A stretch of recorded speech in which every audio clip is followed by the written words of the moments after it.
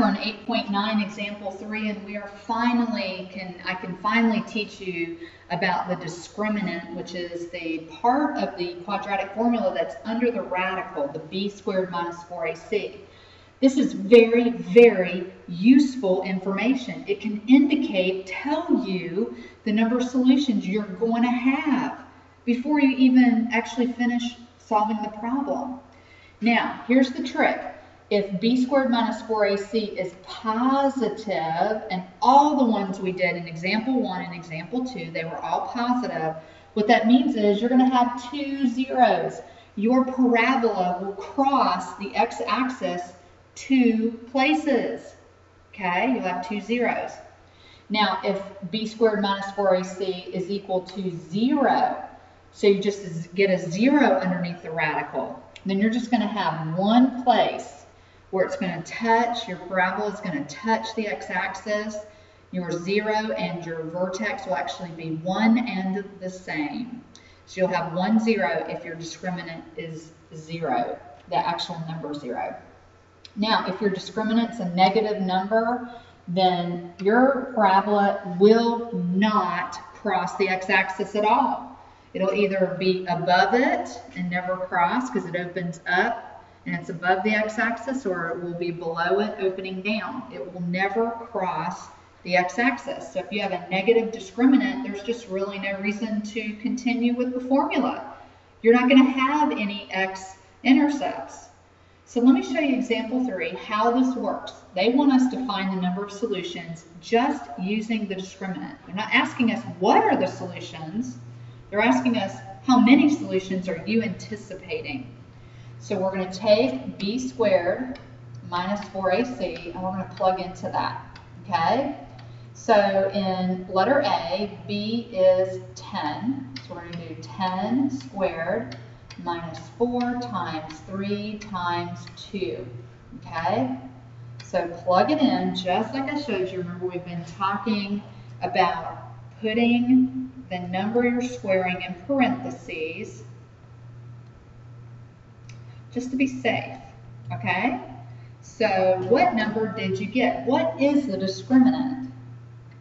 Right. If you got 76, you're right. Now what that discriminant tells you is because that number is positive, 76 is positive, you're going to have 2 zeros. So if we were supposed to find the answer, I would continue the problem because I know that I'm going to have 2 answers. I'm going to have 2 x-intercepts. Okay? Let's look at letter B. b squared minus 4ac. Okay? So remember, b is negative 6. Put that in parentheses. Minus 4 times a is 9, c is 1. Okay? So carefully plug this in. Use your parentheses. Do parentheses, negative 6, and then the other parenthesis, and square that. Minus 4 times 9 times 1.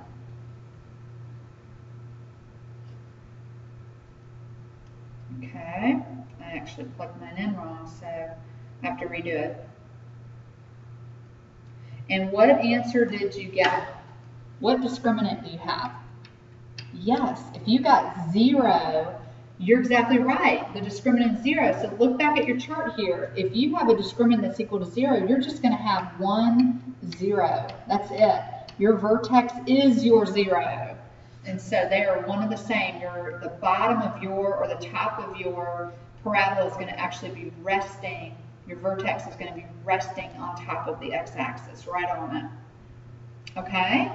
So A, we have 2 zeros because the discriminant was positive. B, we have 1 0 because the discriminant equaled the number 0. Let's look at C. So we're going to test the discriminant. Okay, that looks great. So B is 1, so we got 1 squared minus 4 times 1 times 1. Okay, so carefully plug that in. You don't want to get so fast that you're skipping numbers and missing signs and symbols, okay? And what did you get? I got negative 3.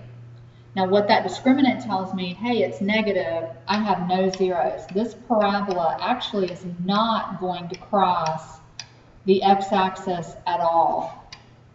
Okay? So what I'm going to do is I'm going to leave D, E, and F for you. All you're doing is testing the discriminant. And if the discriminant is positive, then you're going to have two answers. If the discriminant is 0, you're going to have just one answer. If the discriminant is a negative number, there aren't any zeros at all. There are no x-intercepts. So you guys get to try those. So good luck with that.